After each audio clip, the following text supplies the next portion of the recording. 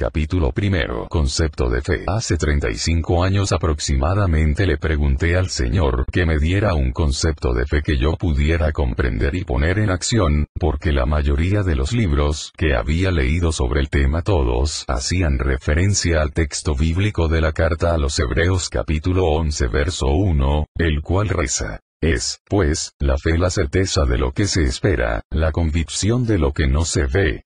RV 60, además de estimular el uso de la imaginación, lo cual yo no era muy propenso porque tengo una memoria auditiva, de hecho muchas imágenes en una exposición me atiborran. Y fue así como me motivé a buscar otra vía de cómo operar en la fe. Ciertamente de esta definición que aparece en la Biblia, yo no podía entender nada y menos aún aplicar. Asimismo se lo hice saber al Señor ya, Él me contestó a través de la lectura de un libro de Don Gosset, llamado Lo que dices recibes, en el cual el autor señala un concepto de fe que estremeció mi vida por su sencillez y practicidad ya que cumplía con el requerimiento de ser auditivo, quien lo tomó de la misma Biblia, en el Evangelio de Marcos 11, 22, 23. Respondiendo Jesús, les dijo: tened fe en Dios. Porque de cierto os digo que cualquiera que dijere a este monte, quítate y échate en el mar, y no dudaré en su corazón, sino creyere que será hecho lo que dice, lo que diga le será hecho. RV 60. De esta cita quiero realizar algunas consideraciones que me parecen importantes porque me han servido para funcionar en la fe y estimular la de otros a lo largo de mi andar en Cristo. Pasaré a mencionarlas y luego explicarlas. 1. Donde dice el texto: tened fe en Dios, en el Nuevo Testamento interlineal de Francisco La Cueva se registra la siguiente nota al margen. De Dios p. 190 Book. Esta expresión me brinda las siguientes ideas. La primera es que Dios es un Dios de fe y que también realiza las cosas por fe. Todo lo que existe en el universo natural ha sido realizado por la fe del Creador.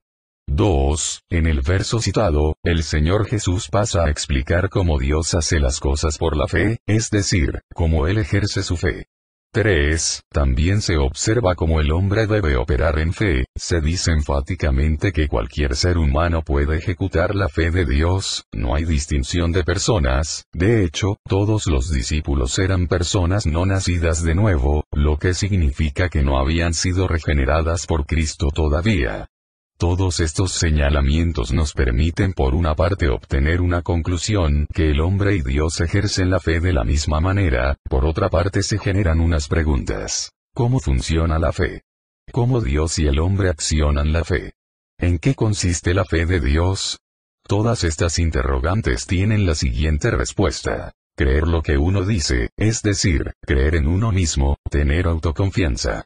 Esta es para mí la gran definición de fe que nos otorga las Escrituras. Ella nos permite realizar los decretos y órdenes con nuestras bocas de una forma eficiente y eficaz, los cuales sirven para producir en la tierra los resultados de lo que está en nuestro interior. Así lo hizo Dios al crear el mundo. Él creyó lo que decía y fue así. Dijo Dios: sea la luz y fue la luz. Génesis 1, 3. RV 60. Aquí encontré la primera lección de fe para los discípulos de Jesús en su tiempo y para mí en la actualidad y para quien quiera comenzar a caminar en la vida a través de la fe.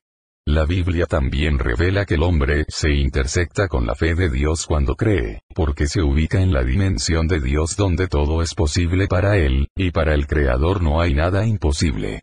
Jesús le dijo: si puedes creer, al que cree todo le es posible. Marcos 9, 23. RV 60. Para Dios todo es posible. Mateo 19, 26. Biblia 86.